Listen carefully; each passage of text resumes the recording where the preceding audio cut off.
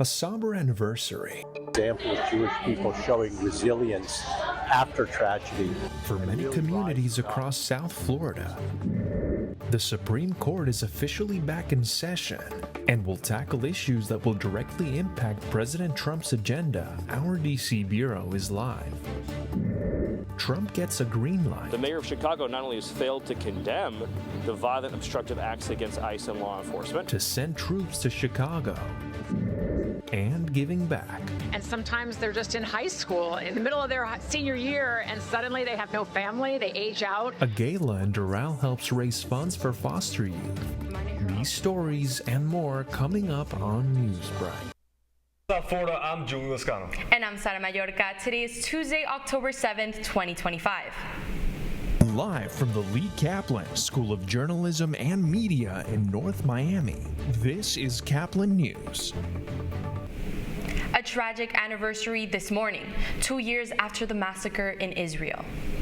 Communities around the world continue to remember the lives lost and call for peace after 2 years since the October 7th Hamas attack. Here in South Florida, one gathering brought local leaders and residents together in remembrance and advocacy for an end to the conflict. Caplin's Valeria de Souza gives us an inside look. It's been 2 years since the October 7th Hamas attack, and its impact continues to run deep for many around the world. The David Posnack Jewish Community Center brings people together to reflect on how the tragedy continues to affect lives today. And this is just another example of Jewish people showing resilience after tragedy and really rising up and letting everybody know we are still here. Organizers and leaders say the turnout shows the community's strength, coming together to honor the past while finding hope in unity. So for the last 2 years, our community has been so tragically saddened. Some people in this community also reflect on the importance of finding comfort and connection in a time of grief. I feel that this is something that every Jewish community would need, whether it's on college campuses, whether it's like in high schools like this, or community centers, or even synagogues. I think this is what brings people together. Not only do these commemorations bring the local community together, but also elected officials who stand and fight against this tragedy. I was actually in the region on October 7th and October 10th, meeting with hostage families and people who had been in the midst of the attacks. And for some, the tragedy has inspired creative action, turning art into a form of remembrance and advocacy, like local artist Beatrice Eisenstadt. Well, actually, a friend of mine that lives in Israel contacted me and asked me if I can participate in this project, which I think is very remarkable. And I think it's a way to return to those soldiers. As the community remembers those who were lost and stands with those still feeling the impact, many say the pain remains. But so does the hope for healing, unity, and peace. In Davie, I'm Valeria de Souza, Caplin News. Miami Beach residents are still shocked by the removal of Pride Crosswalk on Ocean Drive after it was announced Friday that the city had lost its appeal to save it. The city was not advised before the Florida Department of Transportation, and workers arrived in South Beach Sunday evening to start the dismantling of the street mural. According to Commissioner Alex Fernandez, the city recovered the bricks taken off and will look to repurpose them into another community symbol. The Supreme Court is back in session, and in the new term, the justices will face some of the most important cases we've seen in years. Our DC Bureau reporter Jose Carlos Rodriguez is live outside the court with all of the details.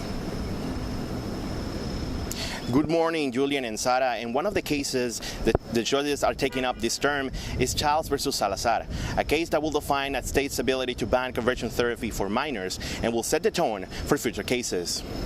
The court will also hear a case involving the legality of Trump's sweeping tariffs. The High Court's decision will define how much power a president has to act without the congressional authority. This includes whether he has the power to fire anyone working for an independent agency within the federal government, something he has tried to do but has so far been blocked by lower courts. The justices are also expected to review challenges to President Trump's executive order that seeks to limit the birthright citizenship for those born in the U.S. to undocumented immigrants. This was also blocked by lower courts.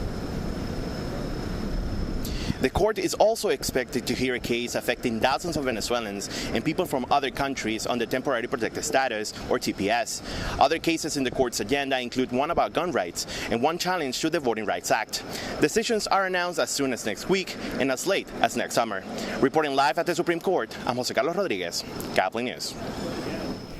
Ghislaine Maxwell, longtime associate of Jeffrey Epstein, will continue to serve her conviction this morning as the Supreme Court rejects her appeal. Maxwell attempted to overturn her conviction of helping Epstein groom and abuse underage girls, arguing that she was protected under Epstein's old Florida plea agreement. Justices say the deal didn't cover New York, where Maxwell was being prosecuted. Chicago is under intense pressure with President Donald Trump ordering the National Guard for the next 2 months. The president has signed an order sending 300 Illinois National Guard members to the city, prompting a lawsuit from the mayor and governor to block the deployment. The mayor of Chicago not only has failed to condemn the violent obstructive acts against ICE and law enforcement, but in the aftermath of 2 coordinated attempted murders of ICE officers through vehicle ramming attacks, he issued a no-go zone for ICE officers. A full hearing is scheduled on Thursday, and members of the Texas National Guard could also soon be deployed to Chicago. Amid the pressure of a government shutdown, an airport control tower went dark, a direct result of air traffic controllers not being paid. The control tower at Burbank Airport went dark last night, said officials. Transportation Secretary Sean Duffy says controllers are struggling to make ends meet, with some even considering second jobs. The Florida Panthers finally put a ring on it after winning the prestigious Stanley Cup in June. That's still ahead, and so is this story. A lot of these kids term out of the foster organization, the foster system, and it's really sad because they have nowhere else to go for support. We got an inside look at the gala that occurred this weekend for the foster youth of South Florida. Newsbreak will be back in 2 minutes.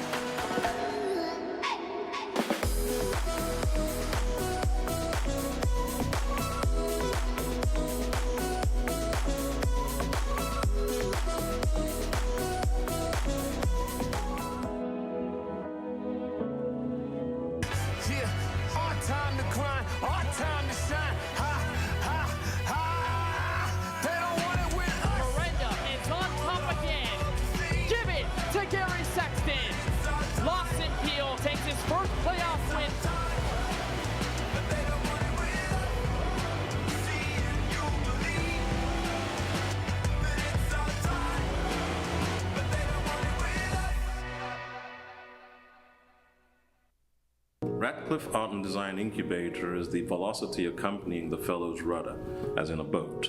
Unless there is movement or action, the planned direction is of little consequence. We encourage the creative ideas into action, and from the experience of doing, we critically assess the feedback, adjust, and set out to rediscover the potentialities of an entrepreneurial mindset.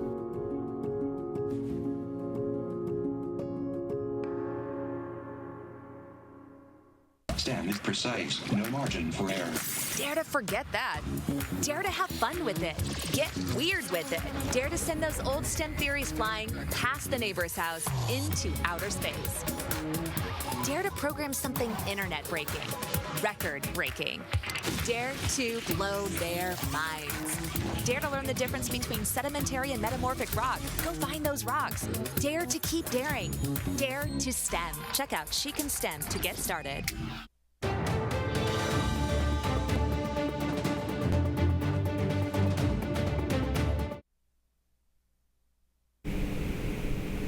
A night of opportunity and hope for out-of-foster youth.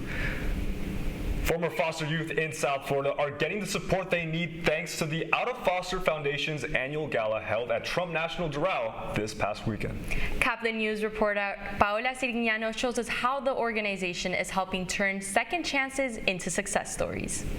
It's more than just a gala, it's a celebration of second chances. The Out of Foster Foundation is hosting its annual Hope Under the Stars event to raise funds and awareness of Florida's foster youth. The Out of Foster Foundation provides support to young adults who have aged out of the foster care system, offering them financial aid, mentorship, and resources to help them succeed as they transition into adulthood. A lot of these kids term out of the foster organization, the foster system, and it's really sad because they have nowhere else to go for support. So I'm very grateful for the Bustamante family, the Out of Foster Foundation, that they're doing something for the community. Among those who the foundation has helped is Jacqueline Rodero, a scholarship recipient who entered foster care at 17 and now studies criminal justice at FIU while conducting research on human trafficking and terrorism. In my situation, I applied because I was accepted into what's called the Jack D. Policy Institute of Intelligence Fellowship. So that's basically a fellowship there's two tracks. There's cyber track and there's intelligence analysis. I'm an intel analysis track. That was beyond what financial aid or anything covered. That was another $3,000 that if it wasn't for this organization, I would not be able to afford. Longtime journalist and community advocate Lori Jennings served as the night's host, bringing her storytelling heart to the stage to help raise awareness and funds for foster youth in South Florida. What happens to them when they're 18 and sometimes they're just in high school in the middle of their senior year and suddenly they have no family, they age out. So the fact that Rudy and others created this years ago is so tremendous. And everyone I've met, no one leaves the board, everyone stays involved, they obviously love it. For Jennings, the impact hits close to home, reminding her of the importance of family and community for young adults who often have no one to turn to. I have twin boys who are 19 at college, and to think of them being 18 and having no one in their lives, absolutely no one, would be just so devastating. I mean, they call me 20 times a day. So the fact that Jackie has had to be alone in life and to see her succeeding and thriving is so wonderful. You can tell Out of Foster has made a huge, huge impact in her life. From inspiration to impact, tonight's gala isn't just about raising money, it's about raising hope for South Florida's foster youth. Reporting from Trump National Doral, I'm Paula Sirignano, Caplin News. Bringing in a new season with a home game tonight against the Blackhawks, and they're doing it with some new hardware. The back-to-back Stanley Cup champions collected their 2025 championship rings during a ceremony at Amarin Bank Arena in Sunrise yesterday. With the rings in hand, there's only one piece of championship business to attend to: raising the banner.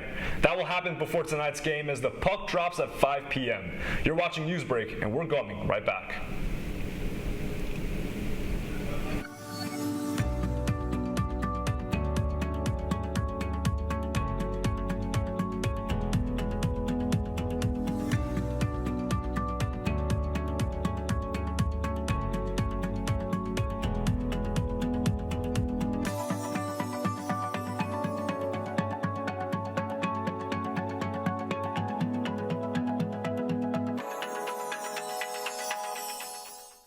See us dream. See us remember.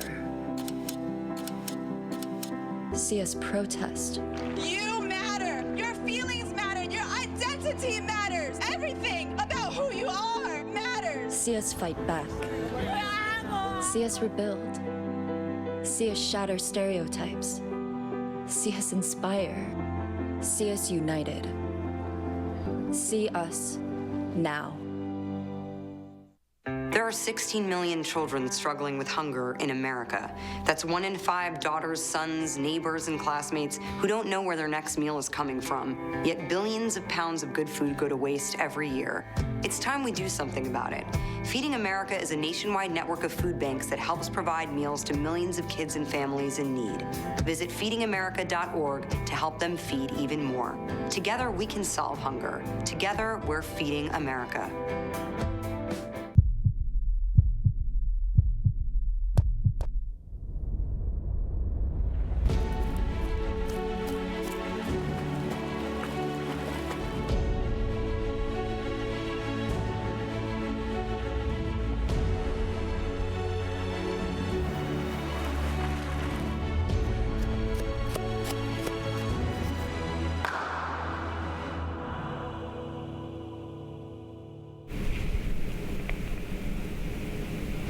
We have breaking news coming out of Washington, D.C. You are seeing live images from the White House where Canadian Prime Minister Mark Carney will be arriving soon. Prime Minister Carney is scheduled to meet with President Trump to discuss tariffs. We'll have more on this meeting tomorrow on Newsbreak.